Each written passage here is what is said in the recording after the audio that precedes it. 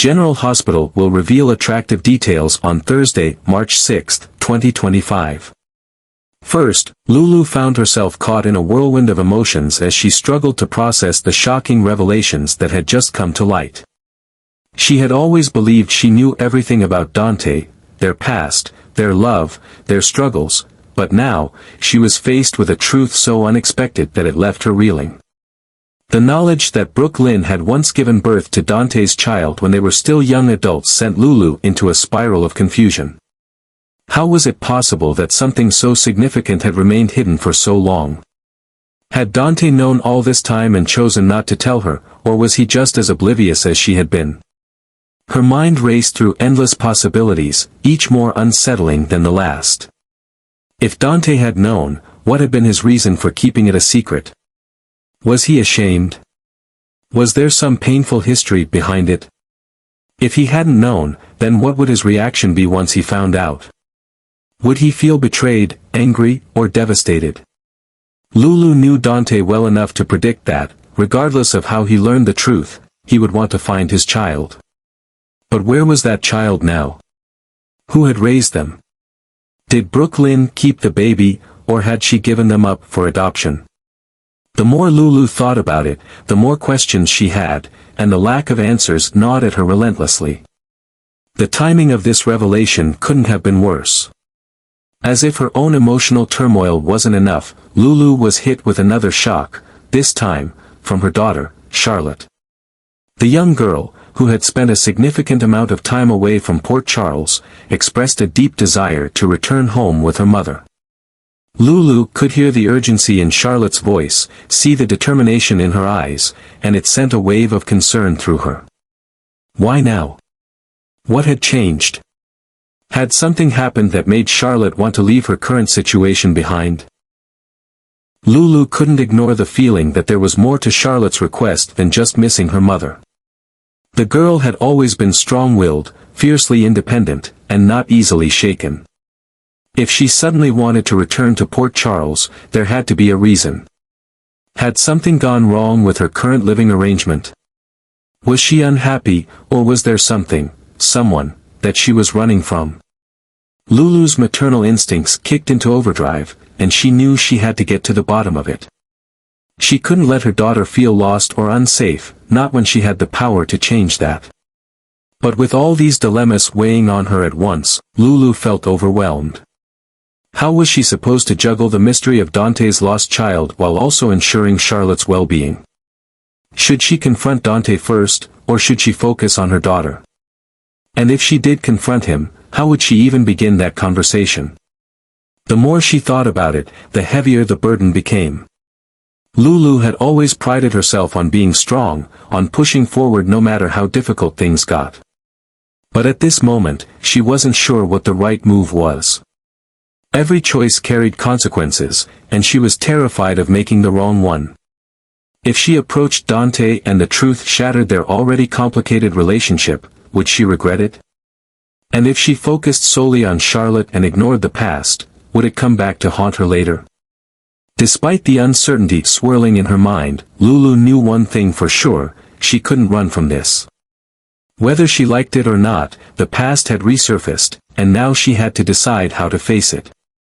But one question lingered above all else, was she ready for the answers she might find? Second, Tracy never imagined that a simple argument with Sonny would spiral into something so dire. Their confrontation had started like any other, sharp words, pointed accusations, and mutual disdain simmering beneath every exchange. Sonny had made his feelings clear about Drew's influence and how it affected his children. He hadn't held back in criticizing the situation with Dante living at the Quartermain mansion, implying that the environment was hardly what he considered ideal for his son. Tracy, ever the proud and unyielding matriarch, had taken great offense. She was not about to let Sonny stand there and pass judgment on her family. The Quartermains had their flaws, certainly, but in her mind, they were a far cry from the chaos Sonny brought into people's lives. The argument escalated quickly, voices rising, neither willing to back down. Tracy's temper flared as she lashed out, countering his words with cutting retorts about his own parenting decisions, his dangerous lifestyle, and the trail of destruction he so often left in his wake. Sonny's face had darkened, his frustration mounting. He wasn't one to let someone like Tracy Quartermaine lecture him on family matters. He had defended himself with equal force, refusing to let her belittle him. But as the shouting match continued, something changed. His breath hitched, his vision blurred, and an overwhelming pressure seized his chest. At first, he tried to brush it off, unwilling to show weakness in front of Tracy, but the pain intensified. He stumbled, gripping the edge of a chair for support, his face contorted in pain. Tracy, still fuming, had barely registered the shift at first. She was too caught up in her anger to notice the subtle signs, until suddenly, Sonny collapsed onto the floor. The sound of his body hitting the ground jolted her out of her rage. Her heart pounded in panic as she rushed forward, her breath caught in her throat. For all her disdain for Sonny, she had never wished him harm, certainly not this. His face was pale, his breathing shallow, and an undeniable look of distress flickered across his features. Tracy hesitated for only a moment before springing into action, calling out desperately for help. Her voice, usually so commanding and full of authority, now held an unfamiliar tremor of fear. The mansion was vast, and for the first time, it felt almost suffocatingly large as she searched frantically for someone, anyone, who could assist. Sonny lay motionless on the floor, and Tracy felt a rare wave of helplessness wash over her. She knew she had to act quickly, but fear gripped her. Would help arrive in time? Would Sonny survive this? And, more unsettlingly, if he didn't, how much of this would be on her conscience? Third, Willow had been carrying the weight of her emotions for what felt like an eternity. Every day was another uphill battle, balancing her responsibilities, maintaining relationships, and trying to navigate the deep emotional scars left behind by past traumas. She had always tried to be strong, to be the person others could depend on, but somewhere along the way, she had started to lose herself. The stress had become suffocating, the pressure unbearable, and she found herself withdrawing, unable to find the solace she so desperately needed. That was when Isaiah entered her life. At first, she hadn't been sure what to make of him. He was kind but not overbearing, compassionate yet never prying. He carried himself with an ease that was unfamiliar to her, as if he had an unshakable understanding of the world that Willow could never quite grasp. But there was something about him that made her feel safe, like she could exhale for the first time in a long while. Unlike the people she had known for years, Isaiah wasn't connected to the tangled web of her past. He wasn't there to judge or to remind her of past mistakes. He was just there, a steady and unwavering presence, offering a sense of calm that Willow didn't realize she had been yearning for. It started with small conversations, brief moments where she found herself speaking more freely than she had in a long time. At first, she hesitated, uncertain if she could truly let someone new into the deepest parts of her mind. But Isaiah had a way of listening, of making space for her words without pushing, without expecting anything in return. Slowly, she found herself unraveling, letting go of the carefully maintained facade she had built for so long.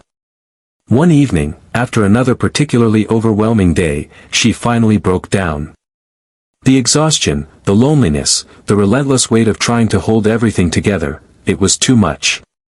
She found herself sitting across from Isaiah, the words tumbling out of her before she could even think to stop them. She spoke of the struggles she had endured, the moments of doubt that kept her awake at night, the exhaustion that seeped into her bones. She admitted how lost she felt, how she had been trying so hard to be strong that she had forgotten how to just be. Isaiah listened with quiet patience, his expression never shifting into pity or discomfort. Instead, he simply absorbed her words, allowing her to speak without interruption. When she finally fell silent, her body trembling from the weight of her own emotions, he responded with the kind of reassurance she didn't know she needed. "You don't have to carry all of this alone, Willow. You're allowed to ask for help. You're allowed to take a step back and just breathe." His words settled into her like a soothing balm, easing the ache in her heart just enough for her to exhale. For the first time in a long time, she didn't feel like she had to pretend. She didn't have to be perfect, or strong, or have all the answers. She could just be a person, flawed, tired, but still deserving of kindness. Isaiah didn't try to fix things. He didn't offer empty reassurances or tell her what she should do. Instead, he reminded her that she was human, that she mattered, and that she was not alone. And somehow, that was enough. As they sat there in the quiet, a newfound sense of peace settled over Willow. She realized that maybe, just maybe, she had found something she hadn't even known she was looking for, a friend who saw her for who she truly was, not just the role she played in everyone else's lives. Fouth, Alexis had never been the kind of person who enjoyed being summoned, least of all to a place like Windmere.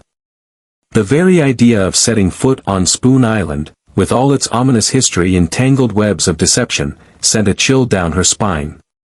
Yet, when Sidwell's message reached her, delivered with just enough intrigue to pique her curiosity, she found herself unable to dismiss it entirely. There was something about the way he worded it, something unsettlingly deliberate, that told her this wasn't a mere social call. Against her better judgment, she decided to go, determined to get to the bottom of whatever game he was playing. From the moment she stepped onto the island, a sense of unease settled over her. The grand estate loomed in the distance, its Gothic architecture standing in stark contrast to the turbulent waters surrounding it. Alexis knew better than to trust anything, or anyone, associated with Windmere, but she had to admit, Sidwell had gotten her attention. As she arrived, she was greeted by the man himself, his demeanor as composed as ever. There was something calculating about him, a quiet confidence that made it clear he held the upper hand, or at least, he thought he did. Alexis crossed her arms, unimpressed, already regretting giving him the time of day. But before she could issue a sharp retort, Sidwell wasted no time getting to the point. What he revealed left her momentarily speechless. The information he possessed wasn't just surprising, it was earth-shattering. It challenged everything she thought she knew and forced her to reconsider long-buried truths. Sidwell wasn't just here to stir the pot, he had a purpose, and Alexis could feel the weight of it pressing down on her. She struggled to mask her reaction, but Sidwell had already seen the flicker of shock in her eyes. He knew he had her attention now. That was the worst part, she despised being manipulated, yet here she was, drawn into his scheme, unable to walk away without uncovering the full truth. The real question was, why? Why had Sidwell chosen to bring this information to her specifically? What was his angle? Alexis had spent years untangling the motives of men like him, and she knew better than to believe he was simply doing this out of the goodness of his heart. There was always an agenda, always a deeper play. Determined not to let him dictate the pace of the conversation, she straightened her posture, fixing him with a piercing gaze. If he thought he could rattle her and leave her grasping for answers, he was sorely mistaken. She wasn't about to play into his hands without understanding exactly what he stood to gain. Because one thing was certain, whatever Sidwell's true motives were, Alexis was now in the middle of something far bigger than she had anticipated. Finally, Elizabeth had been carrying a heavy burden of information, and she knew she couldn't keep it to herself any longer. The revelations she had recently come across were too significant, too tangled in the past and present of those she cared about, to simply ignore. That was why she had arranged a meeting with Drew. He was one of the few people she trusted to handle sensitive matters with both reason and discretion, and in this case, his connection to Sam, Lucky, and even Cyrus made him an essential part of the puzzle she was trying to piece together. The moment she sat across from him, she could tell that Drew sensed the urgency in her demeanor. She wasn't one to call meetings lightly, especially not when it involved something so layered in secrecy. But she had received official confirmation from Sam, details that made her question everything she thought she knew about Cyrus and his supposed demise. There were discrepancies, inconsistencies in the reports that suggested that Cyrus's death might not have been as straightforward as it had initially appeared. Given his history, Elizabeth couldn't shake the feeling that there was more to the story, something lurking beneath the surface that could have major implications. And then, there was Lucky. His name had surfaced in ways that troubled her deeply. While she hadn't been in contact with him in some time, the information she had recently uncovered suggested that he was somehow tied to the lingering shadows of Cyrus's past. Whether it was intentional or not, Lucky had gotten entangled in something dangerous, and Elizabeth feared he was running out of time to extract himself from it. That was why she needed Drew's insight. His history with Sam meant he might have more context on what she had uncovered, and his strategic mind made him the perfect person to help her figure out what to do next. She laid out everything she had learned, watching as Drew processed the information carefully. The weight of the conversation hung between them. If what they suspected was true, then Lucky might be in more danger than either of them realized, and Cyrus's reach, despite his apparent death, might still be causing ripple effects throughout their lives. Elizabeth didn't know where this would lead, but one thing was certain: she and Drew had just stepped into something far bigger than either of them had anticipated.